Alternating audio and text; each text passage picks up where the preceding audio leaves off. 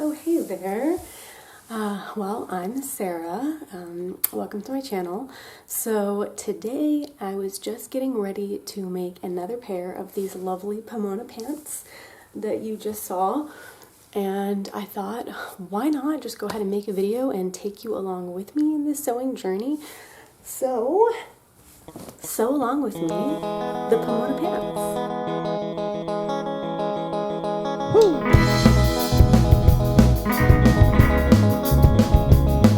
I made these pants that I'm already wearing, the Pomona pants. I have worn them to work. I did get some compliments, felt really good about myself, but I actually kind of was wanting to spiff them up a little bit and actually make them even more kind of work appropriate. I kind of wanted to go with a little bit more of a menswear inspired vibe with this other pair that I'm making. So I think this fabric is going to go great. I've already washed it, and then I went ahead and just serged all of the raw edges just to make my life a little bit easier. But yeah, let's go ahead and get started. With this pattern, you don't cut on 2 layers of fabric. You actually will place your pattern piece on a single layer of fabric and cut it out with the pattern facing wrong side down. Then you'll flip the pattern right side up and cut another piece on a single layer of fabric.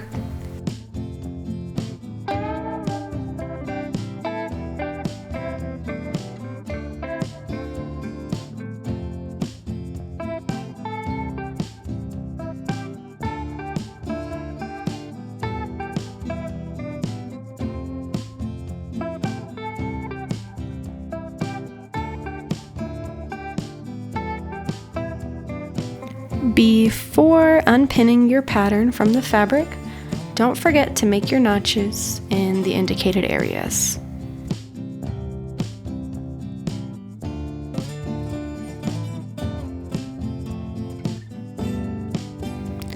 I chose to make view A of the pattern options, and this view only calls for 1 pocket. You'll cut the pocket on a single layer of fabric. Feel free to add another pocket though, if you'd like.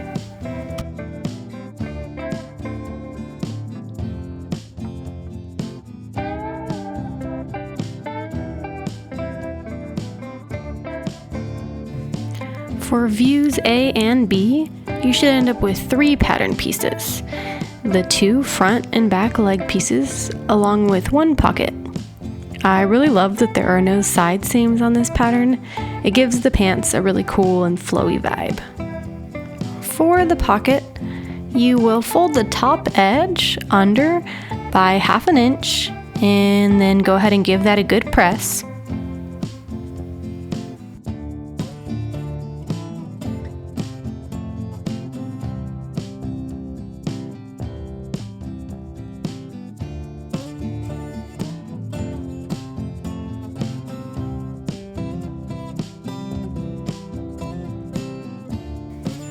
You'll then take that folded edge and fold it under again by 1 inch this time, and also give that a good press.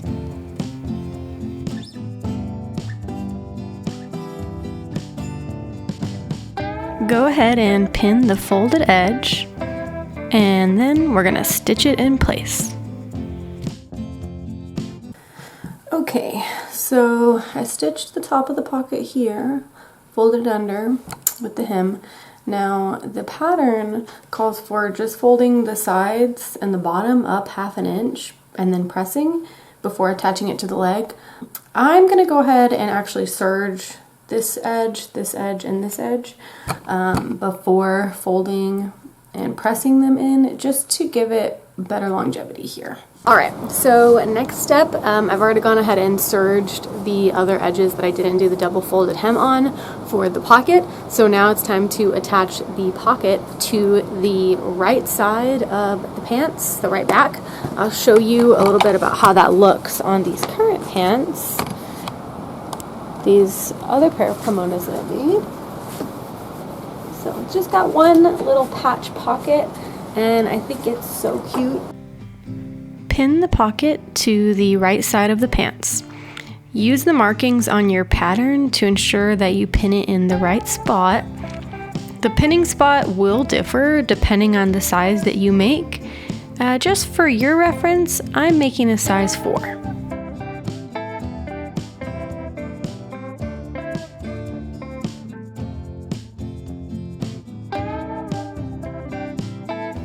Edge stitch along the edges that you've pinned, making sure to leave the top part open.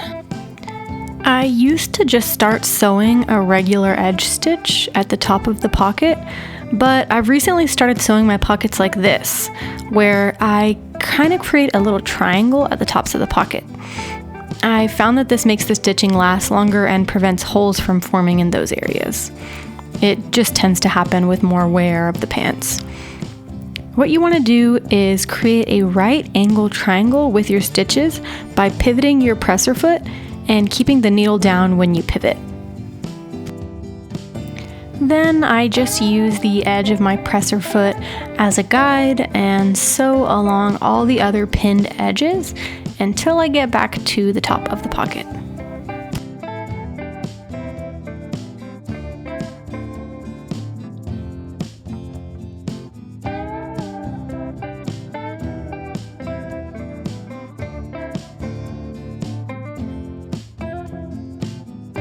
So now we have a pocket sewn in place. I've placed the leg pattern pieces right sides together and pinned in place one of the crotch seams, making sure to line up the notches that I made earlier. And now we will sew the pinned edges and serge those seams. Here is the sewn and serged edge of one of the crotch seams. It is facing that other direction because I top stitched the seam allowance in place. Now I am going to match up my notches, just like I did on the other side, and pin the other crotch seam in place. Notice the notches at the top near the waistband as well. And I'm going to go ahead and sew that and serge it in place.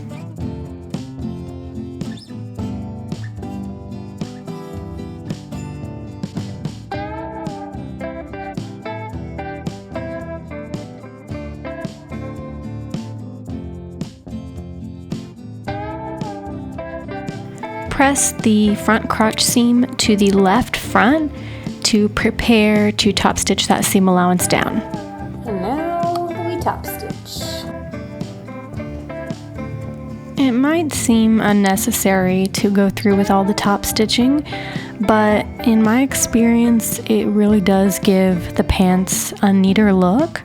And it prevents that seam allowance from flipping back and forth as you're wearing the pants. Not only that, but it is going to increase the longevity of your pants as you're pretty much giving it a double seam here at the crotch where there could be a lot of wear and tear.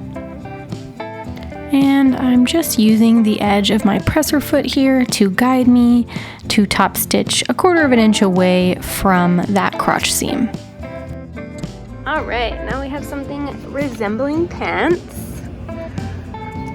So we're gonna sew together the legs, and then I'm gonna serge them as well. And notice front crotch, since I top stitched this, it's facing that direction, and the bottom crotch facing that direction too. We want them facing toward the front of the pants. Hello. Welcome my cat into the frame. So it's the next day. We have something that is resembling pants now.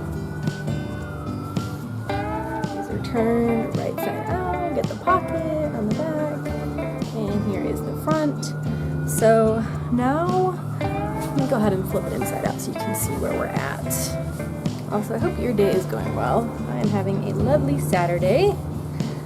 So, we've got all of our seams serged so the edges don't fray, and went ahead and attached the legs together and then serged those seams.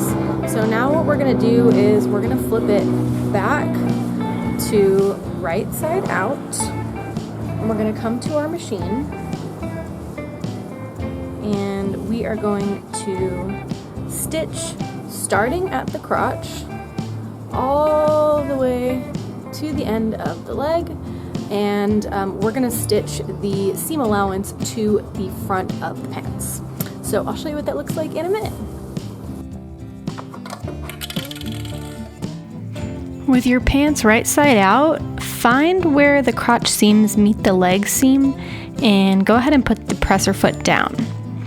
You're going to use the edge of your presser foot to guide you as you sew a top stitch 1/4 inch away from the leg seam, going all the way down to the bottom of the pants. This can be a little fiddly, but just be patient and keep putting your hand inside the pants so you can make sure you're only sewing on one side of the leg. That way you don't accidentally sew your leg opening together. Slow and steady wins the race here. For the waistband, fold the fabric under 1/2 inch toward the wrong side, then fold it again 2 inches and 1/4 inch. Then you're going to leave 4 inches of an opening so that you can feed your elastic through. I like to do this at the center back seam. Starting at the center back seam where you marked your 4-inch opening, sew around the entire waistband, stopping at the other end of the opening. I don't know about you, but I love sewing the waistband. It's probably the most satisfying part next to the hem for me. I think there's something about the nice pressed edges that just make it feel so clean and neat as I'm going around the waistband. And while I really do enjoy sewing the waistband casing, I actually hate feeding the elastic through. I've tried the paperclip method and I tend to poke my finger when I'm doing that. I don't know if I just get overzealous or something like that. So I bought this waistband feeder thing that has helped the process, but I can't say that it is perfect. So, I mean, it does the job, but this still remains my least favorite part. Just go ahead and ruffle that waistband on through the entire casing until you see both ends of the elastic peeking out through that 4-inch opening that you left. Once you have both ends of the elastic peeking out through that opening, you're gonna go ahead and just zhuzh the elastic on through the waistband to make sure that it's evenly distributed to your liking.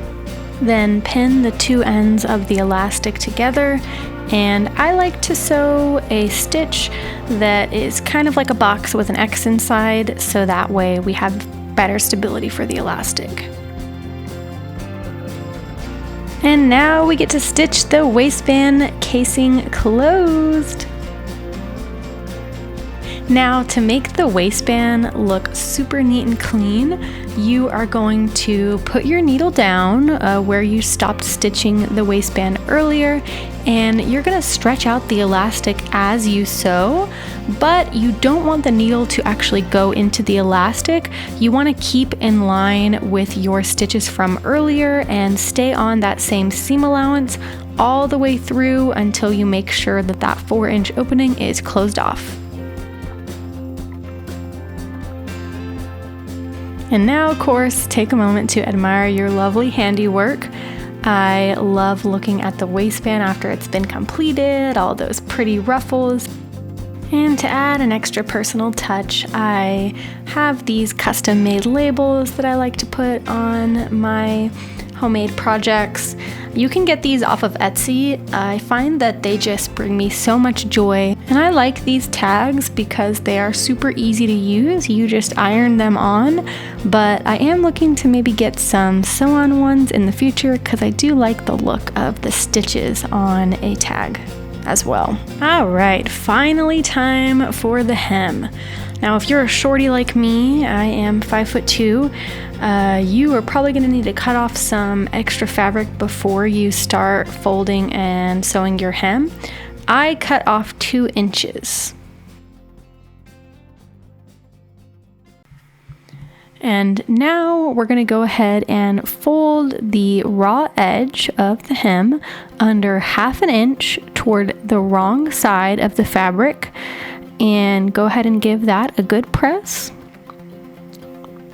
And then once you have folded under all of the edges 1/2 inch, you're gonna fold them under again by 1.5 inches and press that down as well.